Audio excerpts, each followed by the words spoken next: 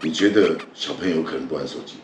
我明明知道他不好，但是这种东西就好像我们可能会遇到长辈，他会觉得说你怎么都让小朋友玩手机？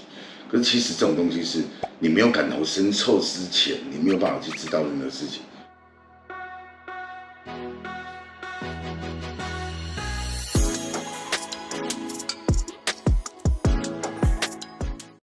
他说他的小朋友整天都在玩手机，然后呢也不出门。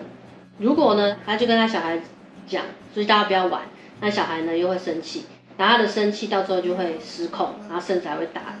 这件事情你怎么看？教育本身就是一个，就是我们永远只会原生家庭一直复制，然后你教育，其中一代人不努力，你根本不知道怎么去做教育这件事啊，根本没有人会去教我们，只是要读书啊、上学、考好的学校。你觉得小朋友有可能不玩手机吗？以现在的时代来讲，应该很难。非常难，是不可能。但是基本的做法，像我在常做，就是说你要看手机可以，我明明知道它不好，但是这种东西就好像我们可能会遇到长辈，他会觉得说你怎么都让小朋友玩手机？可是其实这种东西是你没有感同身受之前，你没有办法去知道任何事情。我举例好了，你小朋友爱喝水吗？不爱喝，对不对？爱喝饮料，对不对？那像我的做法就是要玩手机，我去给你设定时间。我起码我有办法很多时间，每个小时或半个小时，我有办法去掌控你，去让你休息。你时间到，你要回来找我啊！这是我们家长应该要修的课程。像我就是要开啊，先去喝一大杯水，去倒好喝。你明明知道手机不好，可是你能帮助他的是他喝了水。啊，或者是像我，因为我有3个小朋友，按照年龄层的教育，我都做不一样的事情。哦，像例如老大，他可能12岁，他其实已经养成有喝水的习惯了。我就跟他讲，你觉得看手机有什么坏处？你今天要我来看，你就讲一个，你自己去想，我再来引导你。他想想就，会伤害眼睛。我说，哦，那为什么你会觉得会伤害眼睛？他说可能因为光吧。我说对，手机里面有一种叫蓝光，它对眼睛会不好。哦，这个在教育。下一次来以后要再看，我说你跟我讲一下看手机有什么坏处。他可能又讲到，会不想出门，会不出去玩。哦，对，你就慢慢引导他，每一件事，然后引导完了以后，你总还有新的，没有那么多东西一直跟他去讲的，这种已经刻进骨子里的时候，他慢慢就会知道不好。那重点是你要有培养他其他的运动，其他的玩乐，不然说真的，不要讲说12岁，在小的小孩子，他根本没有办法知道我为什么要做这件事，我为什么要这样，为什么要那样。对，你可以因为他要玩手机去控制他的时间，顺便让他休息，然后顺便培养他不同东西，增加不同的知识。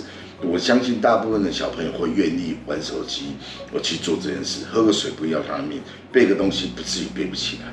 你既然没有办法杜绝他这一些你觉得比较不好的东西，那你就增加他更好的东西，不断的去做灌输。所以你说小孩子要不看手机，不可能。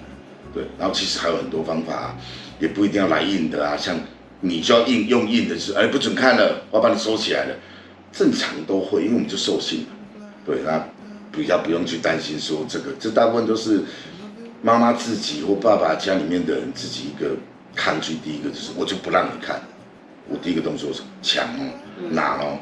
对啊，可是你有方法，你有套路，小孩子就是很单纯，你绝对可以套路他，绝对有办法让他更好。对。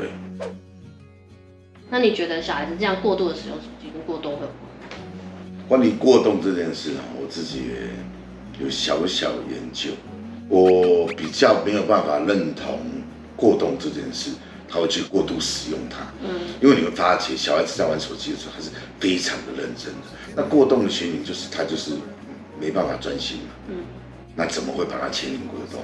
反而很多家长认识的过动症这3个字以后，都会把小孩子所有的一切行为列在过动症，让别人觉得说你小孩子没办法更好，或者是没有办法成长，是因为他生病了，并不是你的错。那其实管你生不生病，管你过不过动，你永远摸着自己的良心，有没有很用心，真的为了小孩子好，我是真的生出来，希望他能把我的生命更美好的延续下去。对，所以过动这种事跟看手机没有绝对大的关系，这是我的想法。然后深度教育这种事，就是可能包含在睡觉前之余，还有蛮多做法的，就例如说，不要把小孩子都觉得说，反正我说什么都没用，我就不跟你聊天，我做什么你都会阻止，你就阻止我的发展。那其实有时候小孩子就是多鼓励他，他只觉得慢慢有话语权的，我想要表达什么的时候，循序渐进的，例如这样吃饭的时候，大家坐在餐桌上，可以跟他聊聊天。明天礼拜六了，不然今天是换哥哥，你有没有想过说，我爸爸今天有赚到钱，然后有3000块，明天我们规划一天，你觉得这3000块要去哪里玩，做什么事情？你让他去感受一下，钱要怎么运用，怎么样花。对，你不去让他做，你永远只是替他做。你觉得不行，你永远就是阻止，他永远还是没有办法知道。可是当他自己安排后，他会知道说，原来这3000块是大家全家的一天。家长的深度陪伴是要教小孩，学校里面教不到的东西，要有方法式的去教。这些是你吃过，不要讲亏啦，就是你有遇到之后，你才去想那样的办法去调整它。你觉得你是什么状况下你开始会这样做？自己有3个小孩了嘛，但第一个小孩是被我打最惨的，因为我们就原生家庭的翻版嘛，我们就是被打骂教育长大的。但是其实现在想想，也不怪我父母亲，以前知识根本没有那么发达，没有那么爆炸，你怎么找？你只能看邻居啊、亲戚朋友他们怎么教。但是认真说，每一个小孩子都是个体，每一个人个性都不一样。你就算是兄弟，你用同样的方法去教育小孩，他们走出来的路都是不一样。我是因为告诉自己说应该要怎么做，既然要生，一定就要想办法教育。我希望我的小孩子是能比我更好的，又因为自己对一些人类很感兴趣。所以我才会常开口闭口讲说，我们就是最聪明的动物，就是因为产生文字，产生各方面，然后很多书籍，然后导致让我们一直驯化，现在变成一个很文明的一个人类这样子。所以我就用这样的出发点来想出更多不一样。当然上网看影片啊、爬文都有，然后去综合什么是比较正确性的，什么比较适合我的小朋友的，因为每个人的阶段不一样。包含你讲的过动症，当然有那一种，就是很夸张，真的很夸张的我有看过。但是很夸张的把它列入疾病，我真的觉得我能接受。那假如只是属于这种真的过动，我稍微比较坐不住啦，想要做一些行为，我觉得这个还不至于到算疾病，要去补药。你可能用其他方法，运动或什么去消耗它的能量。